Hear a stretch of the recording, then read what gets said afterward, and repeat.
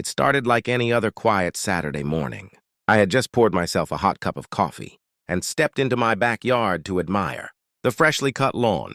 Living in an HOA-controlled neighborhood had its annoyances, but I did my best to keep things drama-free. That was until Karen showed up.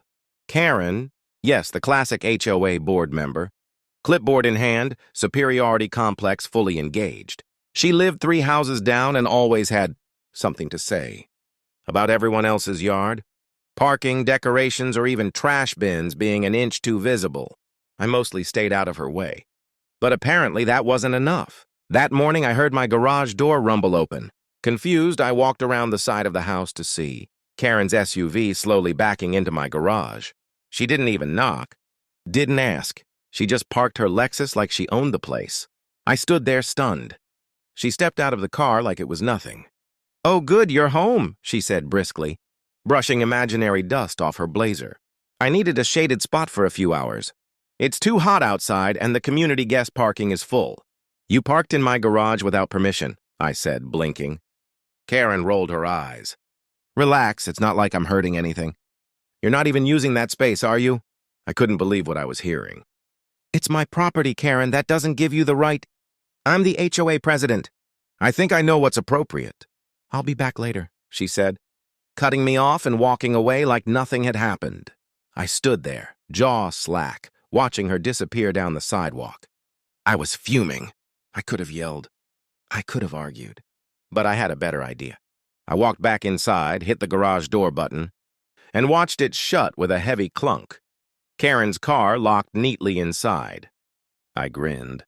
Let's see what the queen of the HOA does when the rules don't go her way. What she didn't know was that what she just did could easily be considered trespassing, and I was about to make sure the consequences matched her entitlement. Karen's hands were flailing now, her voice hitting a pitch usually reserved for fire alarms. "This is a misunderstanding. I'm the HOA president. I was just trying to find shade for my car.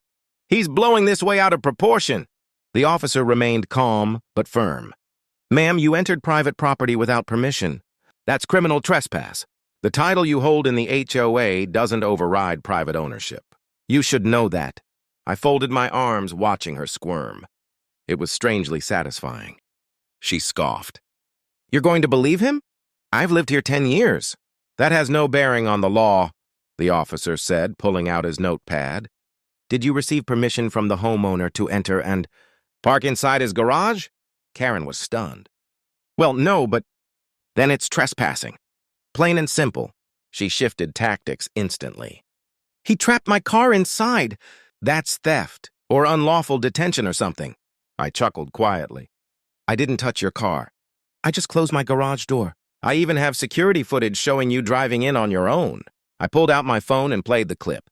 Karen's Lexus clearly pulled into the garage with zero hesitation, and her stepping out like she owned the place.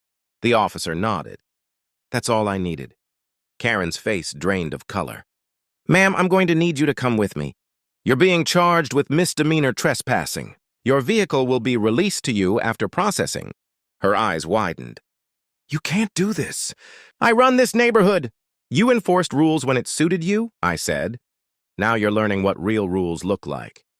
Karen tried one last time. "I'll sue. I'll have the board vote you out of this community." "You can try," I shrugged. "But you broke the law. Good luck spinning that story at the next meeting." As the officer handcuffed her, she was still shouting. Neighbors had begun peeking from their blinds and front porches, whispering and recording with their phones. The perfect end to her reign of petty tyranny. Before getting into the squad car, Karen glared at me one final time. "You're going to regret this." I smiled calmly. "Actually, I think the neighborhood just got a little quieter." The officer shut the door behind her and drove away, leaving the street in stunned silence. My garage was still closed. Her car, technically, wasn't going anywhere until the paperwork cleared. I stood on my porch, letting the moment sink in. For once, Karen wasn't in control, and I didn't even have to raise my voice. I expected Karen to back off after the county confirmed my lakefront ownership. I thought she'd crawl back to her HOA meetings and passive-aggressive newsletters. I was wrong. She escalated. First came the anonymous noise complaints.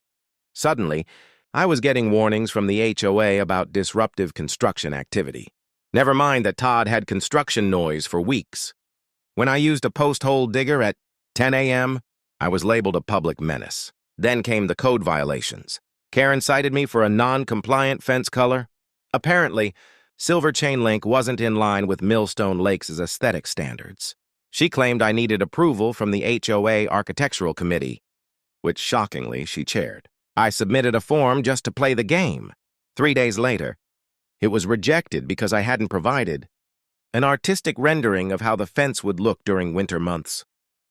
I laughed so hard I nearly dropped my drill. Todd wasn't sitting idle either.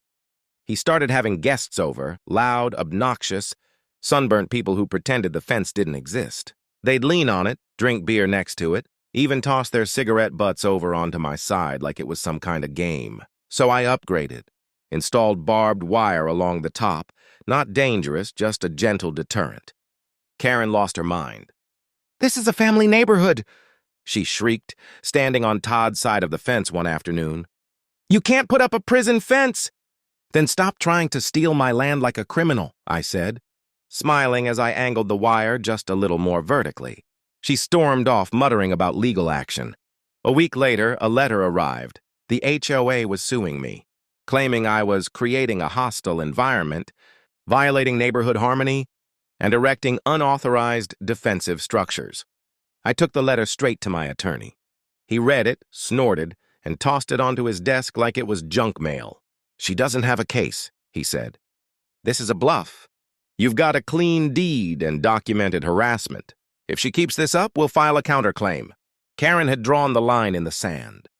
But I had drawn the line in the ground, with galvanized steel and legal backing. The court date was set for 2 weeks later. In the meantime, I added floodlights that triggered every time Todd got within 5 feet of the fence, and I ordered something special, a 10-foot banner to hang on my side of the fence. It read, "Private property. Court date coming soon." Court day came like a storm on the horizon, quiet tension, heavy air, and the promise of thunder. I walked in with my lawyer, a thick binder of documents, and a calm that came from knowing the truth was on my side. Karen showed up in a stiff navy suit, flanked by Todd in a loud shirt and aviators, like he was going to a barbecue instead of a legal hearing. Karen opened with a dramatic speech about community values, neighborly goodwill, and the negative emotional impact my fence had caused. She said the HOA had every right to redistribute shoreline access for the benefit of the community. She even had a slideshow with music. My lawyer stood up and simply handed the judge 2 things: a certified copy of my deed, and the county zoning office's written confirmation that my lakefront was private, exclusive, and untouchable. 10 minutes later, the judge gave the verdict. The HOA has no authority over private lakefront property. The defendant's actions are within his legal rights. This case is dismissed. Any further interference from the HOA may be considered harassment. Karen didn't even wait for Todd. She stormed out of the courtroom with her heels clacking like gunshots. Todd mumbled something about buying a boat anyway and slinked off behind her. I walked out feeling 10 feet taller, but I wasn't done yet. The next morning, I filed a formal grievance with the HOA Oversight Board. Included every bogus citation, every fake complaint, and every security video of Todd trespassing. A week later, I got a letter back. Karen had been removed from her position as HOA president. By month's end, Todd's illegal patio was gone, bulldozed by order of the county. His property value dropped. My fence stayed up. Neighbors began waving at me more often. Some came by to ask for the name of my lawyer.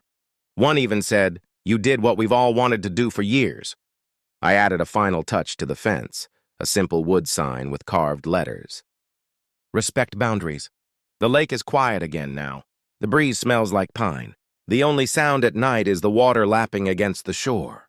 And no one, not Karen, not Todd, not any clipboard-carrying tyrant, is ever going to take this view from me again.